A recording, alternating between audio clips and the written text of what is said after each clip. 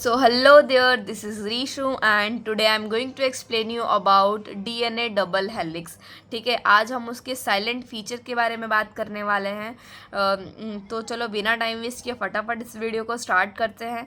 तो सबसे main point हो गया हमारा कि पहले डिस्कवर किसने किया था, उसके बाद हम इसके फीचर्स के बारे में बात करेंगे। ठीक है, तो that is James Watson and Crick in 1915।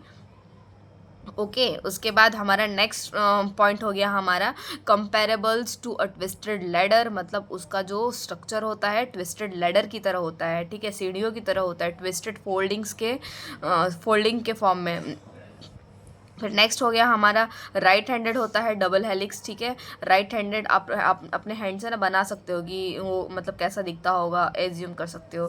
ठीक है, फिर बाद में नेक्स्ट हो गया हमारा 2 पॉलीडाईऑक्सीराइबोन्यूक्लियोटाइड्स के चेन होते हैं इसमें।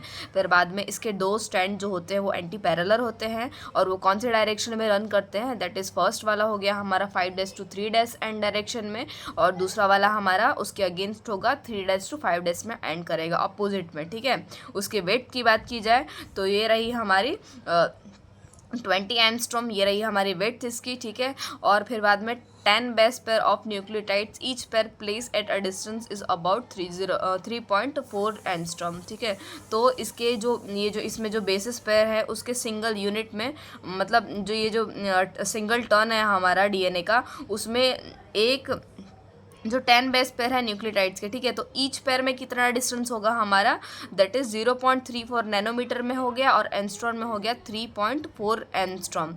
ठीक है, फिर बाद में हमारा नेक्स्ट पॉइंट हो गया डी ऑक्सीराइबोस फॉस्फेट बैकबोन जो होता है हमारा वो हाइड्रोफोबिक इन नेचर होता है। ठीक है, वो कहाँ होता है, आउटसाइड होता है, पेरिफेरी में। ठीक है, फिर बाद में हमारा जो नाइट्रोजनस बेस होता है वो कहाँ होता है, इनसाइड होता है, कोर के इनसाइड होता है, that is hydrophobic in nature.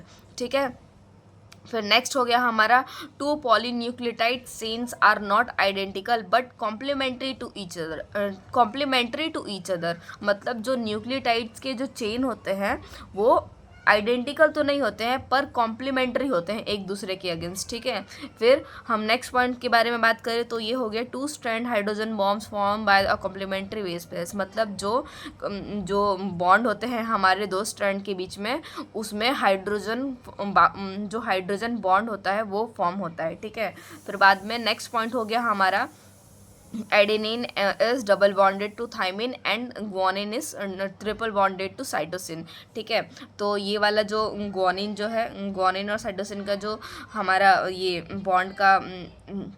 Bond जो है वो ट्रिपल बॉन्डेड है और वो ज़्यादा स्ट्रॉन्गर है किससे, एडेनिन और थाइमन से। ठीक है, फिर बाद में नेक्स्ट वाला हो गया हमारा hydrogen bonds between purines and pyrimidines. Purines क्या हो गए हमारे एडेनिन और ग्वानिन, और पिरामिडिन्स क्या हो गए हमारे थाइमिन, साइटोसिन और यूरेसिल। ठीक है, तो इसमें जो वही वाला हो गया हमारा जो हमारे डीएनए के बेसिस हो गए। ठीक है, उसमें कौन से बॉन्ड हो गए, हाइड्रोजन बॉन्ड्स हो गए।